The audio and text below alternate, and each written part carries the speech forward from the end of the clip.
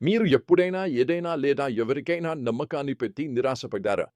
బహుశా మీరు ఆ ఉద్యోగం, ఆ సంబంధం లేదా ఆ ఆర్థిక ప్రణాళిక రక్షిస్తుందని అనుకున్నారు, కానీ చివరికి విఫలమైంది. ఇప్పటి భాగంలో యూదాకు ఇదే జరిగింది. అంటే ఈ రోజు భాగం మనకు ఒక గంభీరమైన సందేశాన్ని ఇస్తుంది. మనం దేవుని కంటే మానవ పరిష్కారాల్లో మన విశ్వాసాన్ని, నమ్మకాన్ని పెడితే మనం తీవ్రమైన నిరాశకు గురయ్యేలా చేసుకుంటున్నాం. యెహెజ్కేలు మరియు యిర్మీయా ప్రవక్తల ద్వారా దేవుడు ఈజిప్టుపై నమ్మకం పెట్టుకోవడం ఎంత వృథా అని, ఆయన వాక్యాన్ని నమ్మకపోతే వచ్చే పరిణామాలు ఏమిటో వెల్లడిస్తున్నాడు.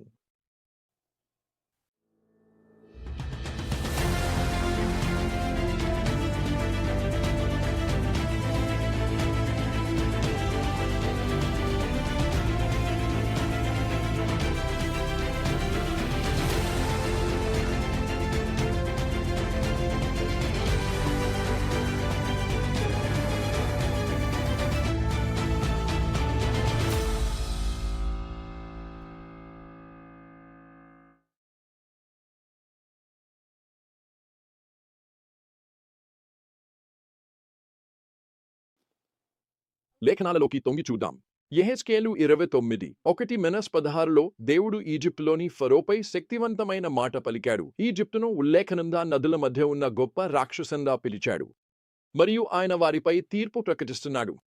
ఎందుకు ఈజిప్టు యూదాకు తప్పుడు ఆశగా మారింది? దేవుడు అంటున్నాడు, నీవు ఇశ్రాయేలు ప్రజలకు కర్ర లేదా గడ్డివలె ఉన్నావు. అంటే ఇశ్రాయేలు ఈజిప్టుపై ఆధారపడినప్పుడు, దారం కోసం ఈజిప్టుపై ఆధారపడినప్పుడు ఈజిప్టు విరిగి ముక్కలు అయింది. ఇశ్రాయేలు పడిపోయింది. ఈజిప్టు యూదాను రక్షించలేకపోయింది. అది బలహీనంగా, నమ్మకంగా లేదు. దేవుడు చెబుతున్నాడు, తాను ఈజిప్టును 40 సంవత్సరాలు పాడైన ఎడారిగా చేస్తానని, వారి ప్రజలను జనాంగాల మధ్య చితర చేస్తానని. ఇక్కడే మలుపు ఉంది. 40 సంవత్సరాల తర్వాత దేవుడు ఈజిప్టును తిరిగి పునరుద్ధరిస్తానని వాగ్దానం చేశాడు. కానీ అది ఇకపై ఎప్పుడూ ప్రధాన శక్తిగా ఉండదు.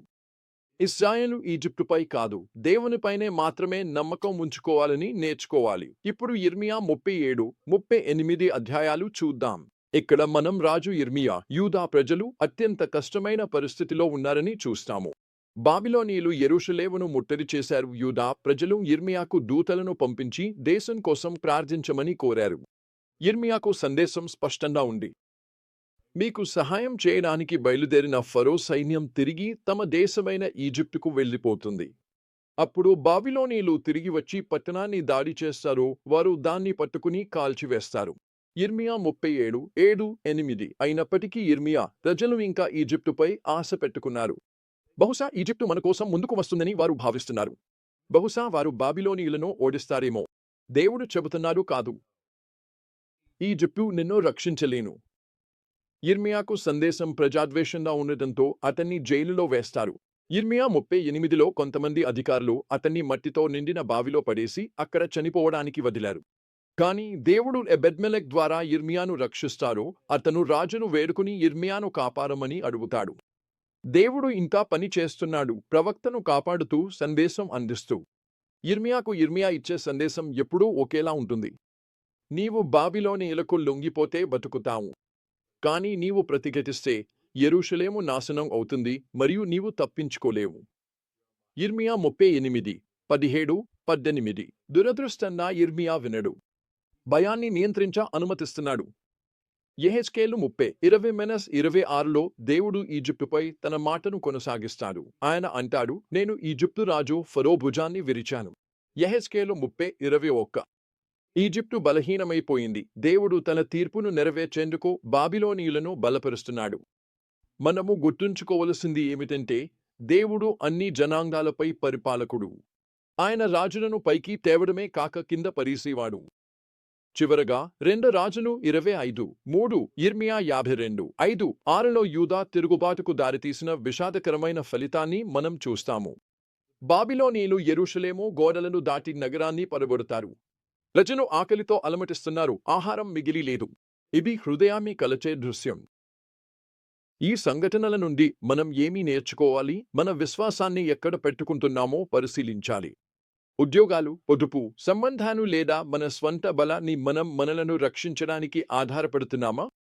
యూదా ఈజిప్టుపై నమ్మకం పెట్టుకున్నట్లే మనం కూడా చివరికి మనలను మోసం చేసే విషయాలపై నమ్మకం పెట్టుకునే ఉచ్చులోకి సులభంగా పడిపోవచ్చు. దేవుడు మనం ఆయనపై మాత్రమే నమ్మకం పెట్టుకోవాలని పిలుస్తున్నాడు. ఆయనే మనకు నమ్మకమైన పునాది. నా సేవా కార్యంలో నేను ఈ పాఠాన్ని నేర్చుకోవాల్సి వచ్చింది. 2008లో ప్రపంచవ్యాప్తంగా ఆర్థిక మాంద్యం వచ్చింది. అది క్రైస్తవ సేవా సంస్థలకు పెద్ద సమస్యలు తెచ్చింది. మా మినిస్ట్రీ కూడా మినహాయింపు కాదు. ఆ ఆర్థిక మాంద్యం వల్ల మా మద్దతుదారుల్లో చాలామందికి నష్టం వాటిల్లింది. అందువల్ల మేము మా ఆదాయంలో చాలా భాగాన్ని కోల్పోయాము. ఆ మాంద్యం రాకముందు సంవత్సరం దేవుడు నా మనసులోకి, మా బోర్డు సభ్యుల మనసుల్లోకి కూడా మా కార్యకలాపాలను తగ్గించమని ఉంచాడు. దాంతో మేము కార్యాలయ భవనాన్ని అమ్మాల్సి వచ్చింది. కానీ భవనాన్ని మార్కెట్లో పెట్టేసరికి ఆర్థిక మాంద్యం మొదలైంది. బ్యాంకులు అప్పులు ఇవ్వడం ఆపేశాయి. దాంతో అమ్మడం దాదాపు అసాధ్యంగా మారింది. అయితే ఆ మాంద్య సమయంలోనే మరో దేశానికి చెందిన ఒక కంపెనీ మమ్మల్ని సంప్రదించి ఆ భవనాన్ని కొనుగోలు చేయాలని కోరింది. వాళ్ళ దగ్గర కొనడానికి నగదు సిద్ధం. మేం అమ్మేశాం. దాంతో మేము ఆ మాంద్యాన్ని ఎదుర్కొనడానికి కావాల్సిన అదనపు డబ్బు మాత్రమే కాకుండా దాదాపు 10 ఏళ్లకు పైగా మాకు నిధుల వనరుగా కూడా మారింది. నేను మా సాధారణ ఆదాయ వనరుపై ఆధారపడితే అది ఒక విపత్తుగా మారేది. నాకు సరఫరా చేసే విధానాన్ని కాదు, సరఫరాదారుని నమ్ముకోవడం నేర్చుకోవాల్సి వచ్చింది. రెండవ పాఠం ఏమిటంటే మనం దేవుని హెచ్చరికలను వినాలి. యిర్మీయా యూదాను హెచ్చరించడానికి పంపబడ్డాడు. వారు వినడానికి నిరాకరించారు. మనం కూడా వినాలనిపించని దేవుని. బహుశా దేవుడు మన జీవితంలో ఏదో ఒకదాన్ని వదిలేయమని, మన ప్రణాళికలను విడిచిపెట్టమని, ఆయనపై నమ్మకం ఉంచమని పిలుస్తున్నాడేమో. అది సులభం కాదు, కానీ నిజమైన శాంతి భద్రతకు దారితీసే ఏకైక మార్గం అదే. చివరగా, దేవుడు సర్వాధికారి అని మనం గుర్తుంచుకోవాలి. తీర్పులో కూడా ఆయన పని చేస్తూనే ఉంటాడు. ఆయన యిర్మీయాను కాపాడారు, మనల్ని కూడా కాపాడుతారని హామీ ఇస్తున్నాడు. పరిస్థితి ఎంత చీకటిగా కనిపించినా దేవుడు ఇంకా నియంత్రణలోనే ఉన్నాడు. ఆయన బూడిద నుంచి అందాన్ని, నిరాశ నుంచి ఆశను తీసుకురాగలడు. యూదా మరియు ఈజిప్టు కథ మనకు బలమైన గుర్తు. భూమిపై ఎలాంటి శక్తి మనలను రక్షించలేదని. దేవుడే మనలను విమోచించగలడు. కాబట్టి ఆయనపై నమ్మకం ఉంచండి, ఆయన వాక్యాన్ని వినండి, సర్వాధికారంలో విశ్రాంతి పొందండి. మనమేం ఎదుర్కొన్నా మన దేవుడు విశ్వాసయోగ్యుడు కాబట్టి మనకు ఆశ ఉంది.